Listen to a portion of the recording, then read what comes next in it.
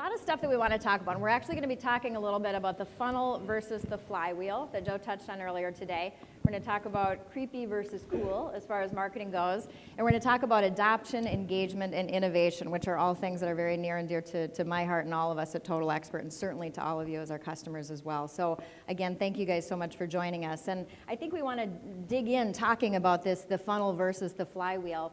And you know, at Total Expert, we really believe that the traditional funnel is dead, of customer coming in the top and then dropping out the bottom. And it really should be something where it's a flywheel, where your customer remains in the middle of this engagement flywheel. And why we started thinking about this is just because, as you well know, and everybody in this room knows, the process of customer acquisition and engagement has changed. You know, there's so many opportunities for your customers to get picked off if you have not built that engagement with them. So that's where I really want to start, and whoever wants to jump in, but I want to just have you talk a little bit about how this resonates with you and in your business, and just how you're seeing this manifest right now. Sure, I can start off with that one. Go for it. No, I think we all see that the funnel is becoming a very antiquated way to actually represent, you know, customer acquisition and actually moving somebody through the actual funnel, while all in the same breath knowing that a lot of us haven't really even implemented a funnel yet in the industry. And so this is honestly a great opportunity as we start talking about, hey, what does it look like to cultivate a borrower in this changing environment where borrowers are constantly changing, they're constantly being influenced. And I think that the flywheel honestly represents the ability to be able to constantly be able to speak to them in those pitfalls that you guys even kind of illustrated in that journey before. And so how do we constantly re-engage somebody as they're going through trying to make the decision? How do we center it around basically a lot of the things we've kind of heard all morning so far is the why. Why is the customer doing this? Why do they want a certain piece of information? And then how do we go ahead and make sure that we deliver contextual, targeted marketing back to them? Yeah, I mean, I kind of see the funnel dropping into the flywheel in a way. Is this just they don't drop into nothingness up down there? But I mean, being from a banking world, the flywheel is not just within mortgage; it's within everything. And it's amazing. I mean, how many times with Todd's talk this morning, that one customer becomes another customer down the road. Mm-hmm. That one customer becomes a customer for us in so many different areas of our business. And I mean, we track the different products, and in some products we have 10 relationships from just that mortgage. So that flywheel for us is sharing the data, sharing the information, sharing the relationship between all our different lines of business. Yeah, absolutely. Dustin, how about you? One of the things that caused us to fall out of love with the funnel a little bit was that, as a metaphor, it kind of indicates that from familiarity to loyalty, the customer just sort of falls through it. Gravity or some other hidden force just makes it all happen. We like the cycle a little better because at certain times you get a bit of a gravity assist. In the middle of the process, they're not going to run away from you probably. But for the most part, it takes effort and energy to get back around on that circle. You know, it's funny, at one of our Accelerate conferences that I think some of you had the opportunity to attend, Mel Marsh of Movement Mortgage made the point where she said the funnel, you know, really, if you're even going to think about it, it's almost upside down where, you know, people are clawing to get to the top. It's not like they naturally drop in. But as we really move to this flywheel, which is how we really believe that you build that customer for life, how new of a concept do you think this is just organization-wide within your own companies? I think for about a year now, we've been talking about just really focusing on the customer for life aspect and some of the things we were talking about this morning in terms of acquisition costs, how much easier and better and effective it is to re-engage customers than to find new ones. And so it's definitely been a core part of our strategy. Yeah, I think for us, I mean, we started doing a little bit of digging into our own data. Probably the end of last year, to try to really figure out where we actually left a lot of money on the table. And there were so many leads that we actually found that, you know, never turned into real anything, never turned to like an application, that, man, we left so much money on the table. And in a compressed market, that is not good. Yeah. And so that was something that, I mean, when we start to think about like, what are we going to do from an attraction and a re-engagement and an amazement to the borrower, that has been very top of mind at the enterprise and has been sold all the way up to C-levels throughout the entire company. Mm-hmm. Yeah, we're doing the same thing, and it's funny, I think we were as shocked and dismayed at how many customers didn't actually close at the end of the day. But then from that same vein, if you don't get that customer back that second time, you did something bad either during the process, or really I think we just did a poor job of staying engaged with that customer every day. And how well do you think your loan officers understand this, and the need to constantly have that, the flywheel in place to continue engaging with them, attracting them, and getting that repeat and referral business? I don't know if loan officers understand it at all to some degree. Like, I think some of them know that we need to make sure that we're constantly staying involved with our partners, with our borrowers. But I think that this honestly is the responsibility of the people in this room, honestly. I think it's our responsibility to know that loan officers are phenomenal at those relationships and being that face to the borrower up front. It is our job to make sure that we are building a system and a tech stack behind them that backs up this type of philosophy of re-engagement. How do we make sure that the right message is going to the borrower at the right time? And it's really our job to educate them on knowing, in my opinion, what's happening in the process. We're going to do this for you. You just go be that really pretty face and really kind of engage the borrower and be that human element that understands the why behind it, so that you can help influence the data points that we need to be able to execute on making sure that life cycle stays engaged with you as the loan officer and the company as the brand. And one of the things I have to just say is that, we do regular business reviews, of course, with our customers, where we look at your engagement and your results, and it was off the charts where you made that decision to put that in place for the loan officers, the kind of engagement and results you got. It's unbelievable. I mean, it's like that. Yeah, what absolutely. happened. So yeah, no, proof positive. Well, I think understanding that fallout is, I mean, understanding if you call an MLO and say, well, you lost double the customers than you actually closed, what happened? And there's an excuse. Well, our pricing was so bad, or the SunTrust product was better than I was, or before BB&T bought them. There's always an excuse, but as a manager, you have to know what those are so you can go address that, whether it's yell at your pricing desk or I just didn't call this person back fast enough. And I think that we're trying to automate those things that we need to, that are the behaviors that we can change without changing our core values and beliefs. Right. Well, and going back to even kind of what we saw earlier in some of those videos, movement has historically, I was able to do a talk at the end of December where we talked about video in the marketing scheme a little bit. Movement has historically never been very competitive on price, and it has had to use that emotional element, and it is severely utilized that aspect of emotional marketing can continue to bring a borrower back. When you sell them that vision of their kids waking up in the morning into this new house and that life that you're going to be building, there's something that is so gripping about that gives me goosebumps just talking about it right now. Like, I don't know. I think that's a great way to just continue to offer the amaze aspect of it as well. Yeah. It's funny. So being an originator back in my day, I was a good originator. I was good, but I was the epitome of those caverns. And I was good at what I did, but I'd pre-approve somebody and I'd tuck them away in a drawer and hope they'd call me back. I would never stay in contact with people after closing until I had this blinding flash of the obvious at one point and thought, oh, maybe I would close more loans if I stayed in touch. And it's incredible. You still see that happening, even by good producers. And so again, I like that you're really talking about this is where we serve as leaders coming in, putting the systems in place to help them succeed. Any final thoughts on this topic, the funnel versus the flywheel? We're good? All right, well, let's move on to creepy versus cool. So I love this little cartoon. Don't worry, it's only marketers collecting our personal data so they can create more relevant advertising for us, right? And it's funny, I was actually talking to Corey last night. Where are you, Corey? Okay, so we were talking last night, and she said, talking about how, things will follow you around the internet. She said, I've actually stopped marking something, like when, I'm looking around online. She said, if I see something I like and think, oh, maybe I want to check that out later, she said, I don't even bother to mark it because I know if I've even looked at it for a minute or clicked on it, it's going to follow me around. That pair of shoes will find me again. You're a shoe girl, right, girl? Yeah, I know. So, that's a pretty amazing thing. But what we hear a lot of marketers say is, I wish we were doing enough with our data so that people felt like it was creepy, but we're not quite there yet. And that's what I want to dig into is just kind of what's been your experience on this level? How far are you, on this spectrum, and where do you want to be headed? It's something that Kelly Gill, our brand director, and I talk about pretty often in terms of marketing feature sets for our systems and such. And I think after a lot of conversation about it, we realized we're using the word creepy as a shorthand. And so I kind of want to pop the hood on this for a second, because I think it's easy to initially think creepy bad, not creepy good.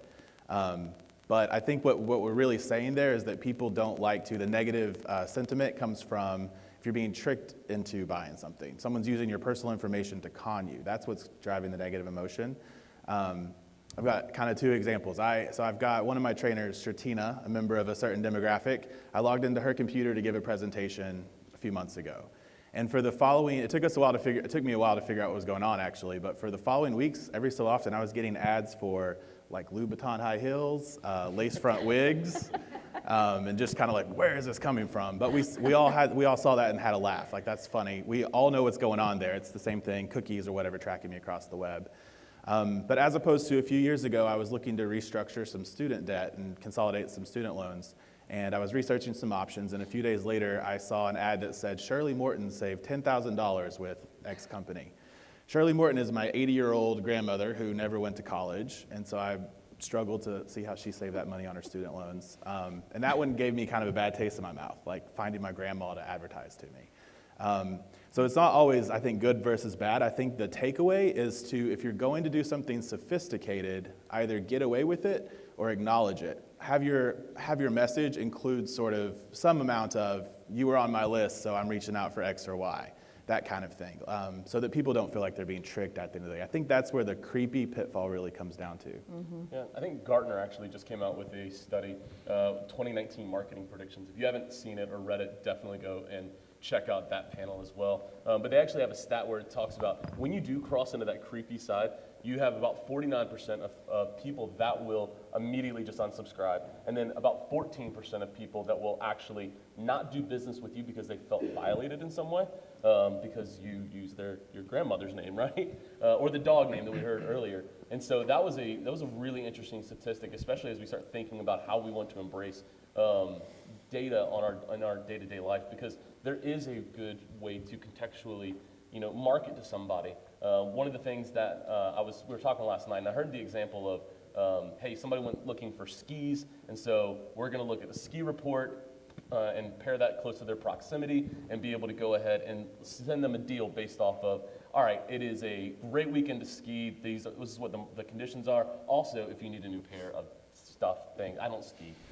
So whatever you use to ski, if you need a new pair of them, we have that. And started trying to think of like, how do you translate that into the mortgage industry? Well, hey, I noticed that you looked at a house on this IDX feed, and the weather this weekend is phenomenal to potentially start going and looking at some open houses, Mr. and Miss Borrower.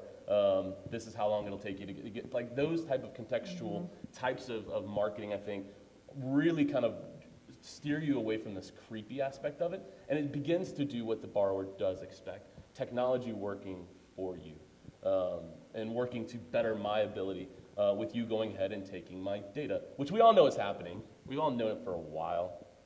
Amazon's listening. I have an Amazon Alexa in every single room, so I know that it's listening to me. I'm happy with that. It is.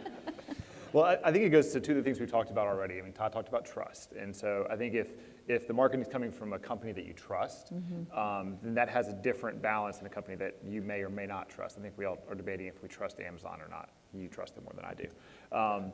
But then I think it also goes to advice. And I mean, these are financial decisions. And so why wouldn't I want to know that, okay, for every week, interest rates have been going up 0.25%. That's going to cost me an extra $20 a month in my payment. And so time's of the essence. You need to go ahead and commit and jump into the market if you're going to do that. And I think giving actual advice that they need and don't have from a company that they also trust has a lot different connotation than shoes and ski gear. Yeah.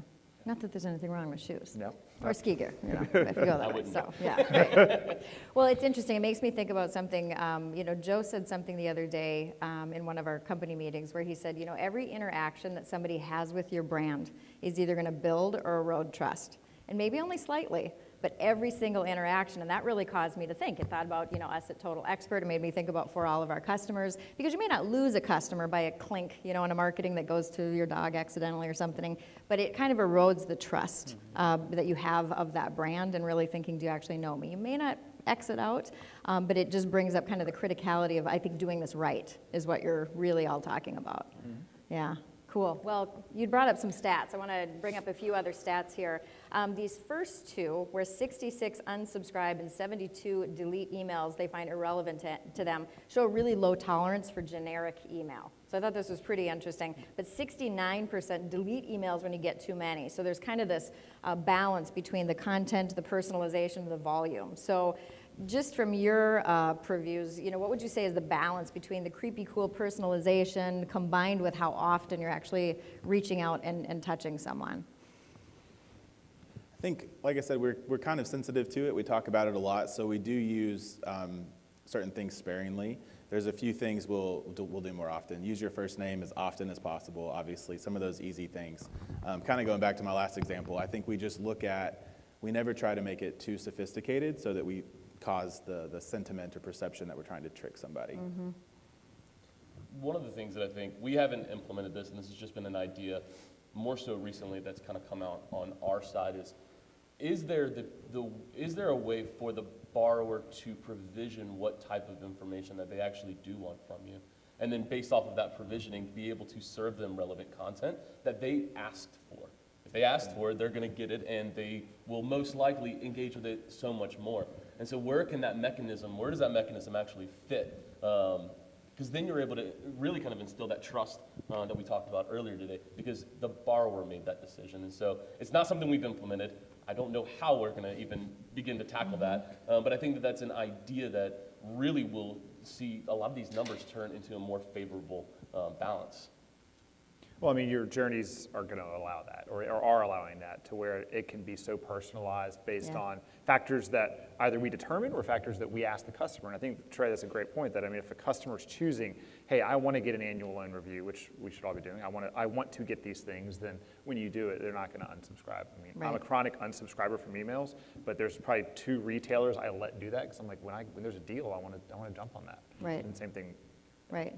Well, and I love that you brought up, the personalization of emails where it's got your name. They say that's the most beautiful, word in the world to someone is the sound of their own name. And so that kind of goes to the next, piece that we're talking about is it's very clear that personalized subject lines win the day. This says emails with a personalized subject line are 26% more likely to be opened, and kind of goes on from there. But talk a little bit about that. Are you using personalized subject lines? Do you plan to? Do you have any success or stories to share on that? Just basically, I think, especially with things like birthdays or some of those messages that are more personal in the first place, we're always making sure to personalize a little bit. Again, we're not necessarily, happy birthday, here's five facts about your last home closing. It's more, like we were talking about this morning, we're just more emotional than promotional. Yeah, yep. And being able to show your face from a personalized standpoint, I think the example that was said earlier, like, I want to be able to say thank you for the meeting that we actually just had. So maybe I'm going to utilize BombBomb or some other tool that's like that to be able to just snap a quick video. It's like, hey, thank you so much for offering me your time so that I can talk to you about X, Y, and Z. It goes so far. You're able to put in somebody's name, and then you're able to go ahead and resonate with them from a, hey, I saw your face. I saw your emotion on your face. Yep.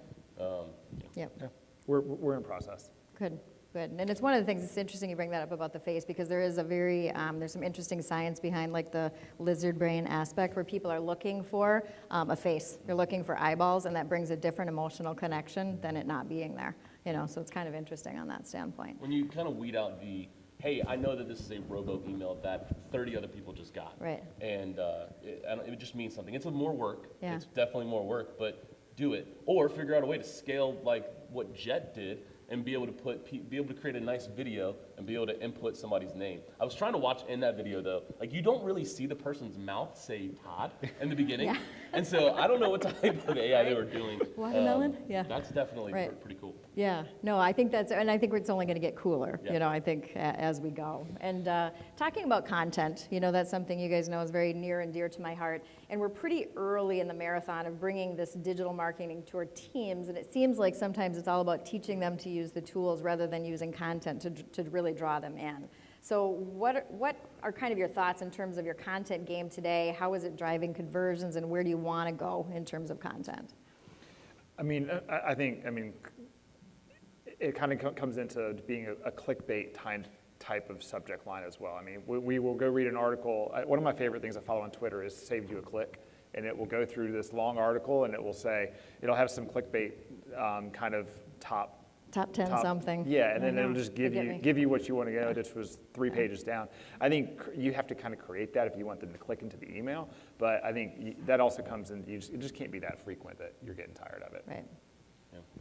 As we start to build out more of this automation, one of the things that we're doing to combat a little bit of the over-messaging fatigue is we are subtly branding messages of different types. So if it's purely informational, it'll have a slightly different look and feel than something that's calling you to action to apply with us, for example. And so those are the kinds of things we're doing to kind of keep it manageable and make it not feel like we're just hitting you up every day with information that may or may not be relevant. If it's just a check-in, we're trying to create the experience of the person will anticipate that when they open the material. Well, I think we're also trying to parlay our in-process campaigns with our post-close campaigns, because then if they do get the valuable content on the in-process, they're going to say, okay, this is valuable content even after I've closed the loan. Right. And is conversions, when we talk about content driving conversions, is conversions the right metric, or are you looking at something else? Is it just engagement, or how do you look at that? I think engagement's definitely useful. Obviously, I think the bottom line is conversions, so that's why we look to that metric. But you want to know your conversions based on how much opportunity. That's where your engagement really comes in, I think. Cool. Anything else to add on content? No, the only thing I would add on to this is I think that there needs to become a real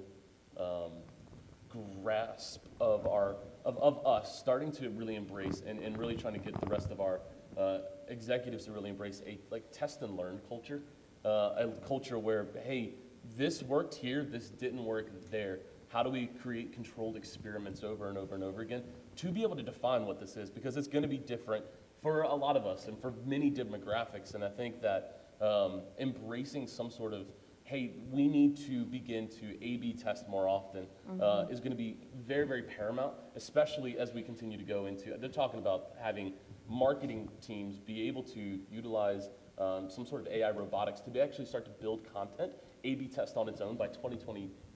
21, I don't know, somewhere in there. And so to be prepared for that, we got to start embracing this test and learn culture to ensure that we're on, we have our best foot forward when that time actually does come. Right.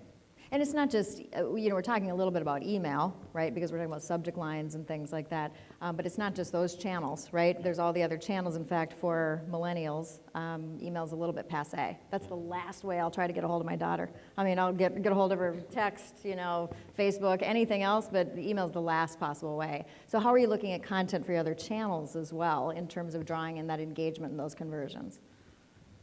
Short and practical. Are some of the big ones. So as we start to think through, well, how do we, from an omnichannel standpoint, how do we communicate with push notifications, SMS, and things like that? It's short and very intentional. Your appraisal is in. Let's go back to the in process.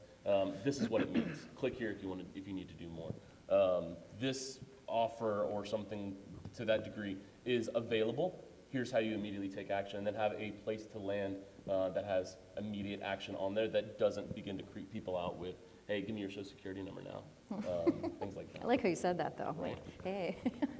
Well, I mean, it's creating content for the loan officers. I mean, not just in an email or in a flyer, but in a conversation. Right. I mean, I think so many loan officers won't call somebody because they don't know what to say. But I think, if you give them, not a script, but give them, here's the things that you want to talk about. Or even for a realtor, I think Joe's playbooks that he has in the help videos, those are hugely valuable, and people would pay a lot of money to get those things. So it's just, the content doesn't have to be text. Yeah, absolutely. We're just now cracking the egg on SMS. We're just now 6 months in the application, so we kind of started with some of the basics, and now we're kind of enhancing at this point. But some of the things that we're talking about in terms of strategy are for SMS to not necessarily send action requests because again, we're thinking about fatigue. So our text message strategy is going to be more around celebration, notifications essentially that X or Y or Z has happened in your transaction. And then if a request needs to go through text, it's because it's urgent. Something urgent is happening. Right. So we want to build that expectation and culture around if I text asking as the LO, it's it's probably an ad hoc message that will give that away a little bit, and it's something urgent. Otherwise, I'm texting you just to kind of check in and celebrate your progress. Right. And one of you mentioned the term omnichannel, I think, and that's just such a huge term right now because it's not just, people used to talk about multi-channel, that you have to communicate through these different channels, but omnichannel is really, the wave of the future where whatever method that customer is communicating with you and wants to communicate with you, which is going to be different depending on their demographic, who they are, how they want to communicate with you, they still have to know that you know who they are as a customer, regardless if it came in on a text or you're communicating via text or email or what have you. So, and that actually really brings us, as a nice segue to talk about journeys. And you all know we've talked a lot about journeys, and you're going to hear more about that, throughout the next day or so here. But journeys is where that real ROI actually comes from. And we say journeys here because this is a stat from the Direct Marketing Association saying that 77% of ROI comes from segmented, targeted, and triggered campaigns. And there's another stat that's actually not on this slide, which is that 75% of email revenue is generated by triggered campaigns rather than the one-size-fits-all. So being very responsive to what that customer is looking for. And again, the way we built those journeys is to kind of build that if-then into it. If they do this, and this is true, this is what needs to happen next. So automated email only accounts for about 21% of those email marketing revenues. So I want to talk about kind of, and I know a little bit because you're our customers, but I want you to share a little bit about kind of where you're at in that journey from going to the drip campaigns and moving into journeys based on triggers, kind of some of the learnings and maybe just on what's on your wish list as we move forward together. Sure.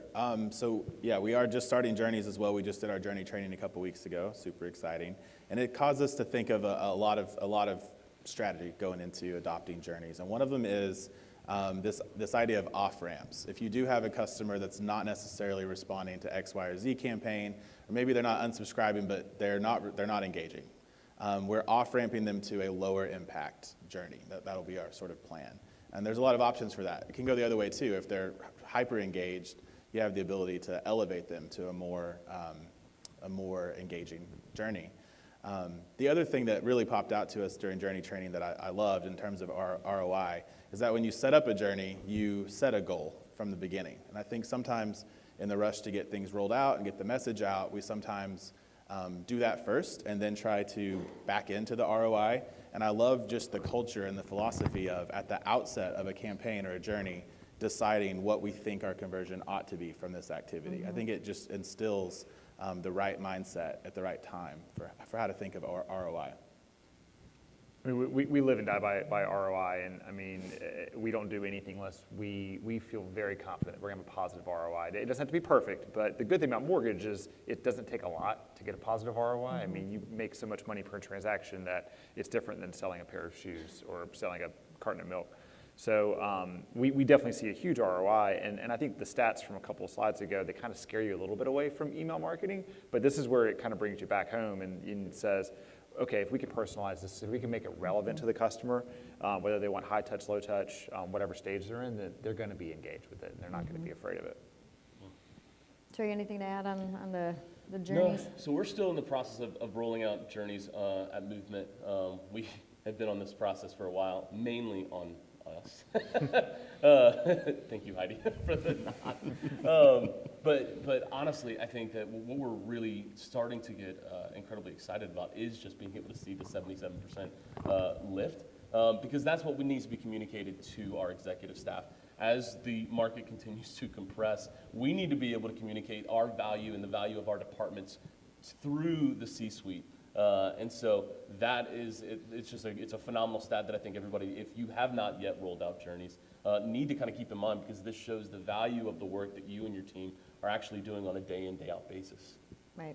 And by the way, we're 30 days out from deploying our first 3 journeys, so we're pretty happy. Don't stop believing, Chris. So we'll get there.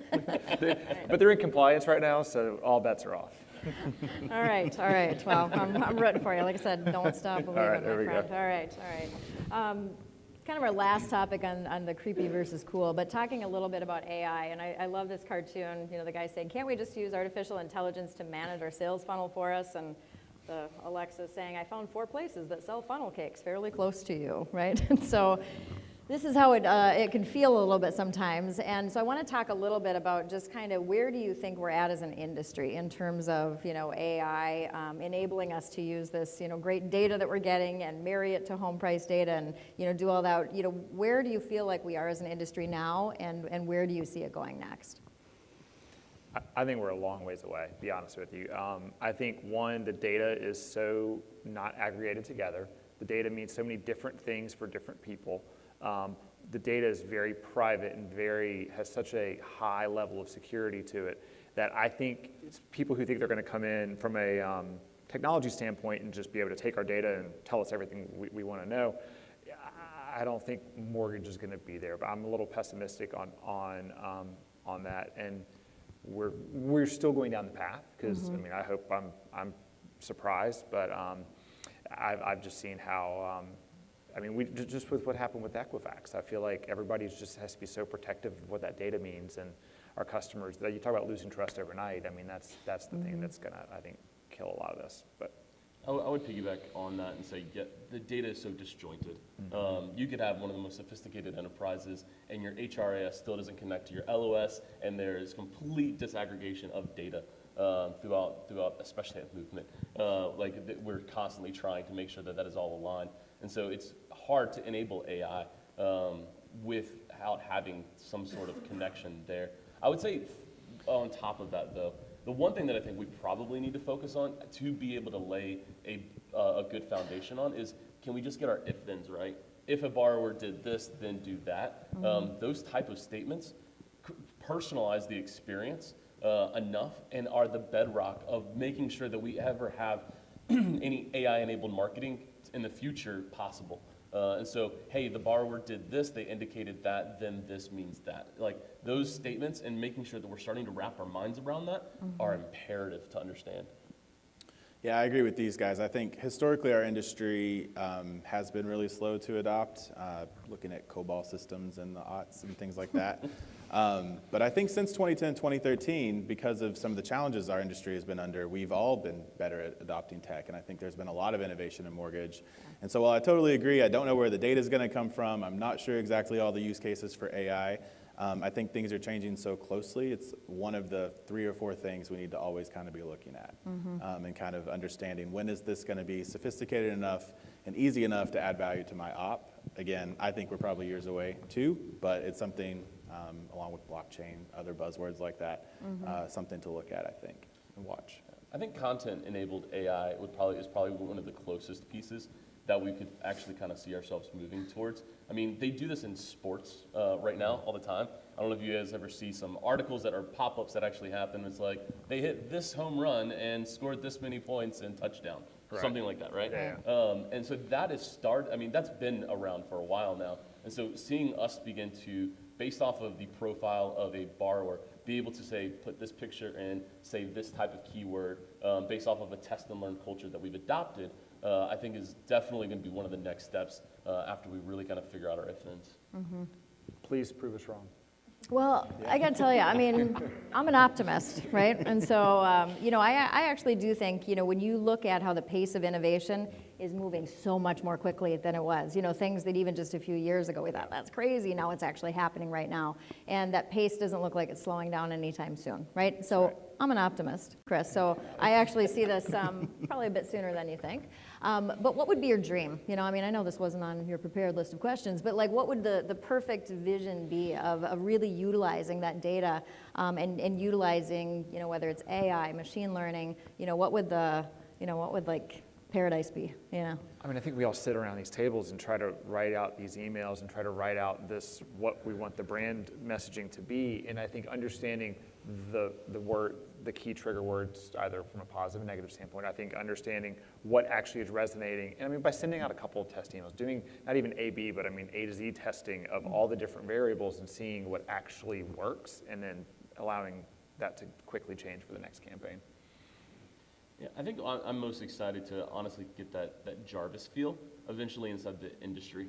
To finally be able to say that we've transformed it from a very mechanical, binary, this is how we go ahead and fulfill a transaction, to more of this is how we just enabled you to be able to help make and informed you to help make one of the most largest financial decisions of your life, and it felt seamless. And as a borrower, it felt like I understood exactly what I was getting into the entire way, and I felt like I had an assistant there the entire time to help guide me through that, augmented by what the loan officer is capable of doing from a personalized human experience as well. And for me, I think the holy grail of this AI topic for mortgage and mortgage marketing is to really get away with some of those creepy features we were talking about earlier. As I said kind of at the top of the talk, it's not tricking people, it's kind of leveraging their information to add value, to support them, not to trick them into buying something. And so to be able to adapt our content into a message that you're looking to hear to solve a problem that you need to solve, rather than presenting a problem and the solution, so give me money, is really where AI is going to make all the difference for us. Right, and maybe tying to those, again, those life events. You know, I love that that's just been a theme of, it's not about here's a product, you need it, you know, but it's more being aware and responsive to the life events that are happening, which is a beautiful thing we get to do in the mortgage business, so cool. All right, well, moving on to our final topic here, talking about adoption and engagement. And I love this because we want to talk about kind of where we're at with adoption and engagement. And if you look at this, this is a little image from The Matrix. And that movie came out actually 20 years ago now. Wow. It seems like it was like not that long ago. It was 20 years ago. And if you look carefully, I don't know if that's Keanu Reeves or is that Julian? I think that's why I picked this image. It's Julian, yeah. I don't know where he is, but just, I mean, I'm just saying, you know, I'm just saying. So, but there's this great scene in there. It's a very iconic scene where Morpheus is talking to Neo, and he's talking about the blue pill and the red pill. And he said, you know, if you take the blue pill, the story ends, you wake up, and then whatever, you know, your reality just kind of goes on as is. He said, if you take the red pill, you stay in Wonderland and see how far you can go. I'm just showing you, you know, the truth here. So he obviously takes the red pill and goes on. But when he, you know, kind of showed him that red pill and opened that door, that wasn't the end. It was just the beginning of this journey. And I think it's a good analogy for how we look at training and adoption and engagement and really getting your people invested into the system, right? Because, you know, bringing in the system isn't where the story ends, it's where the story actually begins. So we want to talk about, first of all, about who really is leading adoption and engagement. And this is actually a stat from BDO showing that senior managers outside of IT are the ones leading the way in digital transformation. So I want to talk about when you look at adoption and engagement. Talk a little bit about who's leading that transformation and that drive towards adoption and engagement in your own organizations. I might have a slightly unique perspective on this because I am in a startup organization where, like any startup, we're all wearing a lot of different hats. And so this idea that sort of senior operational people are driving the change does not sort of surprise me at all. And I think it's because it's those of us with operational roles that are really constrained by resources, ever-increasing compliance complications, and so we're looking for tools. We're looking for tools to help our operation either keep the boat afloat or ideally to be enhanced. And so we're the ones with the problem in the ops role, so it doesn't surprise me that we're the ones driving a solution and trying to find the answer. Yeah, one of the things that I would say that it kind of definitely blends between the top two, CIO and CEO or CMO leadership. One of the things that we've really tried to do is, you know, we've talked a lot about customer segmentation, but rarely do we ever talk about loan officer segmentation as well. And so one of the things that, when we're talking about test and learn culture, is that we've actually, over the last probably about 4 months, began to do a little bit of a controlled experiment. What if we were able to go ahead and segment our loan officers and put them into various different buckets? What if we said that this person is customer-centric, this person's realtor-centric, this person wants to be a thought leader, and this person wants to really just kind of mine their data? And if we were to then go ahead and tailorize, we were then to go ahead and tailor marketing strategies and aspects of how we support those specific loan officers in those buckets, would we gain traction and increase adoption and engagement with the platform? And early results coming back to us are, yes, absolutely. This helps somebody get not only just good marketing habits installed, but also really kind of gives them the upper hand, or gives our CFO the ability to see that the money that we're paying for various different products is actually worth it. Because that's something that's constantly being looked at is the value of this product actually spitting out and turning into revenue for the company? And being able to go ahead and begin to do this type of segmentation on our loan officers has given us the ability to actually prove that. So we took a little different approach. When we first deployed Total Expert, we were kind of like, sign up loan officer, sign up, sign up, sign up. And then we made a shift, and the change we've seen since that shift was we're just going to automate it all for you, and tied our program manager for Total Expert's goals to, you're going to get 95% adoption from our loan officers, and that's not going to be from you going and begging each one, it's because you're going to automate it for them. So we did that, and then we came back, and then we use pilots a ton in everything we do, and we use champions within those pilots. And so we always try to pick some key influencer from a MLO standpoint and even a sales manager standpoint to take the successes from those pilots and then go champion that out to the organization. And we wouldn't have gotten there without just automating it and saying, if you really want to get out of this, you have to sign 3 pieces of paper, and we'll make it hard for you. But Now I know you know this, but you guys don't even know how much this makes my heart sing, because it's unbelievable when you see the results change in an organization from taking that standpoint. In fact, it's a good segue to this next piece about, what people say, are the challenges on adoption and engagement. This is from that same study, but really talking about people saying that lack of skills, lack of training, are what's holding them back, and some saying, 28% saying employee pushback is a big barrier to getting a new digital initiative successfully implemented. And where we have seen the biggest shift, game-changing, I've seen it in your results, is looking at when leadership comes in and says, hey, you know what? We know you're busy doing a lot of things. We know you're out there building realtor relationships. We're going to make the magic happen for you. We're going to put it in and turn it on. And like I said, you just see the results just skyrocket. It's amazing. So how does this resonate in terms of your own experiences, and what guidance would you give to folks that are looking at different digital initiatives and how they approach them? There's a word that pops off the screen for me there on all 3 metrics, and it's sight, a lack of skills or insufficient training. And that's my experience with LOs, is that's the first thing that they'll say. They'll say, I don't know what I'm doing, I don't have the time to set it up. And what it really is that they just don't know what the effort is. And I think it's a matter of explaining, in terms of adoption, it's explaining there's not a lot of setup. We've done X, Y, or Z to automate A, B, or C, and you'll need to do these 3 things. In fact, that's been one of our biggest successes rolling out the product in the last 6 months, is one-pagers. We've got first day, welcome to Motto, here's the first 2 things you do, and we call our Total Expert Motto Spark powered by Total Expert. Here's the first 2 things you do. So, and in fact, we've really thought about it as its own campaign. We have a campaign for onboarding in the CRM, and it's just a little bit of effort per day or per week until they're onboarded and live. That's actually where we found most of our success as well, is fundamentally believe that loan officers want to be told what to do. They want to be told when to do it. They want to be told what's been done. They want you to market for them, and they want you to brand them. And so if you can go ahead and do all of this for them, it 100%, it eliminates them having to even be in the system, and eliminates the need for excuses because they didn't have an opportunity to create one. So we actually use Total Expert for our internal communications as well, and that's a good way to just promote exactly what the product looks like to the end customer too, and that again just reinforces that it's something that they need to buy in on. Yeah. There was a great story from one of our customers where they made this switch. They had originally started with this plan of, well, we'll let people decide if they want to, opt in or not or whatever, but they, people were busy, they weren't seeing the results that they wanted to see. And so they made that decision to say, you know what, exactly what you've described. We're going to go ahead and set it up, make all this happen for them. And so one of our customers had called and said, I had the most amazing thing happen. Because, loan officers will all turn into like marketing MBAs the minute that you start making these decisions for them, right? So somebody had turned on these great campaigns, and a loan officer had called very upset because it wasn't worded exactly the way that he would have worded this particular email, and was very, upset that he hadn't been able to reword all this exactly the right way.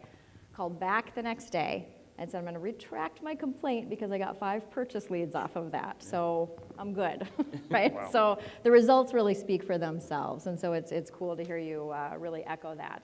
And Dustin, I know you've got a really kind of cool case study that you can maybe give us, just kind of a little bit of a walk through some of the things that you did here. Sure. We were talking on a call a couple weeks ago about adoption in general, and I thought of a memory from our implementation, which is where we were in a room and we heard that, for reasons that all made sense, security reasons and otherwise, once a customer's in process, if their contact record needs to be edited or updated, that actually needs to happen in the LOS to kind of preserve how the integration works. And my trainer, Shatina from earlier, my trainer looks at me and says, how are we ever going to explain that to our user base? And the time cycle and systems of record, and she said, that's going to be an hour at my training. And I said, we're not going to tell them anything about it. And instead, this is kind of a screenshot of, we built a screen in the LOS that mirrors all the data points in the integration. We never use the word integration, we never talk about the technical background. We just explain how to manage and how to adopt the two systems in terms of a process they already understand. They're already working through many screens in Encompass, and this is just the screen that updates Motto Spark. And they don't need to know much more than that. And our training becomes as simple as, once they're in process, use the Motto Spark screen in the LOS as opposed to Motto Spark directly. So it's just kind of an example of when you're thinking about adoption, we'll spend a lot of time talking about UI, UX and that sort of thing, but also think literally outside the box. Think about your paperwork, your processes, changes you can make to the boundaries of your system that can drive adoption and kind of reinforce. In other words, think of all your tech stack as an ecosystem and always how one tool can reinforce another. Cool. Well, everyone talks a lot about which system does the loan officer work in and for different things, but I do think it's such a great idea to just make it agnostic. It doesn't matter. Go to either one and you're going to see the same stuff. Right. No, it's cool. I think you'll be very popular at a breakout when people want to ask you about that. So, but I love that. I love what you did with that because, again, the results are proving out. So it's really cool. Sure. Talking a little bit about, again, adoption and engagement. What are some of the gateway drugs that you're using and kind of your LO's favorite functionalities in terms of, it's one thing to really get all those journeys, in place and automated for them. It's a different, piece to really get them kind of seeing, the next level of all the amazing things that they can do. So what are you seeing as some of their top functionalities that really get them excited and in the system? Well, we talked earlier about how LOs could be kind of a mixed bag when it comes to the cycle of customer for life with the borrower. Some of them are great at that. Some of them, most of them, I would say, not so much. But what they most often understand is the agent and how the agent really is that cycle for them and repeat business. And so we've really promoted and kind of sold a lot of the co-marketing features. There's a lot of co-marketing in the system. And in fact, maybe some of the more simple features are some of my favorite. I think the open house registration form, so basic, so powerful. I think one thing, it's not just a way to get consumer information, which is also great, get those consumers in your database, but we teach it to the LO as a way to attract agent business. So if you are prospecting an agent, go out there and look up their next month of open houses and pre-create, using just simply the MLS number, pre-create these open house logins and use that as a foot in the door to kind of talk to that agent about, hey, this is free, we can use this together, we're both going to get automatic content, and how cool is it that it's an iPad on the table instead of a piece of paper? Yeah, we take a little, probably a philosophical approach kind of with our loan officers as well. Really try to talk to them from a heart perspective. So it's really funny, there's a heart on there. But really like, hey, what does the platform do for you? And honestly, when we go and we talk about Total Expert, we say that it saves you time, and then that's time to go spend time with your family, with your wife, your husband, your kids. And then it gives you the ability to generate more revenue. And when you break things apart with just starting off with those two pieces and look at them through that lens, explaining the feature set, and honestly, I think you just nailed pretty much our favorite features as well. But it really kind of resonates with our loan officers and kind of hits them at a little bit more of a core component, and their ears just stay perked up the entire time. Well, time, but I think eliminating stress too. Of what do I need to, when I come in the morning, what do I need to do? And if they're using the tasks properly, if they're using the follow-up tools, then they're going to easily be able to see what do I need to do today. And so the ones who've really taken to that, again, we use them as champions for everybody else. But that's something we want to drive more automation in so that we can get better adoption. I think, so I said earlier, the loan officers want to be told what to do, when to do it, and things like that. I think that's why I'm so excited about the Journey Creator, is being able to add in, pieces of, hey, your borrower did this today, so why don't you go ahead and pick up the phone and give them a call, and being able to let them just read off a sheet, this is the things that I need to do today to make sure that I'm maximizing what I need to be able to do inside the platform today. And so the task management aspect of it is huge in combination with Journey. Right. And it's interesting, I was glad you brought up some of the co-marketing pieces, because particularly in, you're doing purchase business, that's so critical to do. And so those are the things, like when I go do like a kickoff with a customer, those are the things you hear people go, when you show them like the single property sites and those things with a couple of clicks, you're creating these amazing things for your partners. And in fact, there was just yesterday, I got an email from someone back at the office where a realtor had emailed in. Another realtor had shared like a piece of content that they had gotten co-marketed out, and they sent it to another realtor. And so this realtor is now calling saying, how do I find a loan officer who's connected with Total Expert, because I want this. And I was like, wow, this is, it's just the results are there and the realtors are hungry for it. It's funny, I was on Facebook, and I'm only on Facebook because my wife posts pictures of our kids there. That's what we all say. But yeah. Yeah. But I was scrolling through, and there was a promoted ad from a realtor using a single property website from Total Expert, and I didn't click on it to go see where it was coming from, but I was just like, whoa, there you go. There's some adoption out there in the world. Right, I love it. We had a really cool case study with the landing pages as well. We had just done, Movement had done, I don't remember what type of loan product it was, but we had created a splash page and put it out for our loan officers to be able to go ahead and utilize. And we had one loan officer get onto social and just start tagging all of his real estate agents in it, like, hey man, look what we're doing. And their real estate agents began to start tagging the borrowers. And actually the guy went like kind of like viral on Facebook in Louisiana, all around this like one splash page. And because it had a phenomenal conversion form on it. And the guy said he had more leads in his pipeline than he knew what to do with based off of that. And we're talking about champions. I have literally re-quoted that story multiple times when it comes to training and engagement because the power was there. Right, I love that. So before we wrap up here, just looking a little bit about innovation. This is, again, a study from BDO, really talking about where organizations are in their path to digital transformation. So would you say that you're, I would say that you're all in that top one there where you're taking very intentional steps, but just talk a little bit about that, about how you've seen your own path towards innovation. I see us for various different projects and various different initiatives in different buckets, I think we strive to be that top, always pursuing a clearly defined strategy, but sometimes it is about kind of tackling the low-hanging fruit and making sure you've got a good foundation, a good baseline involved.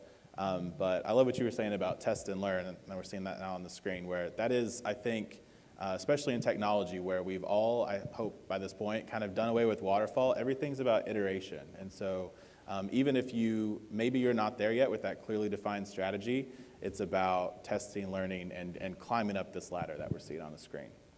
And test and learn is huge for us. I think that's definitely where we kind of find ourselves. Because the borrower is changing so much, we're really trying to figure out like what's going to make them have that conversion experience. And it really, I don't think anybody's really kind of thrown a dart and hit it particularly yet. And so really trying to find what is that message that really kind of resonates. Guys, I think that the videos we saw earlier were amazing. That is the way that we need to go when it comes to just really attaching to somebody's kind of like their emotional strings and their heart from a marketing standpoint. But then there's so many gaps in between there of, hey, how do we just make sure that even our 1003 experience is something that is going to be something that a borrower wants to kind of go through. And then post-closing, how do we re-engage them? When do we re-engage them? And what is the best message to be able to send then to be able to insert yourself into their sphere of influence as well. So a lot of testing and learning. I think when it comes to strategy, one of the most painful things we've had to do is actually get a defined strategy and roadmap together. Mm-hmm. But that frees us up so much because, we had something actually happen this morning that we need to go redo the roadmap to a degree to prioritize a project that we were honestly 9 months out on that we need to start next week. And so it's easy to say when you have that defined strategy and roadmap, so okay, this is not going to affect our long-term goals. It's not going to affect our annual goals, but it still is allowing us the flexibility to move stuff on the roadmap. So having a clearly defined strategy, I think, is extremely important because this stuff changes so fast. Absolutely. That you have to be able to adapt. And a three-year plan is not worth. It's dry erase marker ultimately. Right. And really, we're quarterly rechecking what our 3-year plan looks like. and then we're adapting it. Right. You have to. Well, it is about iteration, because it is moving too fast. It's one of the reasons, our tagline is move fast and innovate. That's what we say all the time, because you just have to. And, I've heard Joe make an interesting point recently where he's said, right now the decisions that people are making about who their technology partners are not just where it's at right now. You're hooking your wagon to where they're going in the future. Absolutely. And knowing that they can make those iterations and actually be there and be in the, the direction you're headed and, be where the puck is before you get there. So, and on that note, we are going to a closing poll. So if all of you could pull out your phones or your computers and just, it's all anonymous, but just mark where you would say that, that you might be at in this scope here of being a maverick. It's in your DNA to innovate. You're a strategist. You're adapting, taking those intentional steps. Opportunist, a lab rat, or just kind of operating business as usual. Again, it's all anonymous, but pull out your phones and do this final poll. Be interesting to see where we end up. So. Oh, this room is going to skew a little differently than probably what the industry looks It like. generally, yeah, no, it's interesting. It generally does. It's very interesting. But that's interesting. I think there's a lot of people finding themselves in that strategist adapting, because we are, this is, it's an evolution, and especially in our industry, right? And but taking those intentional steps toward a clearly defined strategy. And I'd like to think that's why you're sitting in this room today. Also, is really, having this be one of the major intentional steps towards that strategy in your own digital transformation. But with that, please give it up for our wonderful guests on this panel today. Guys, thank you so much.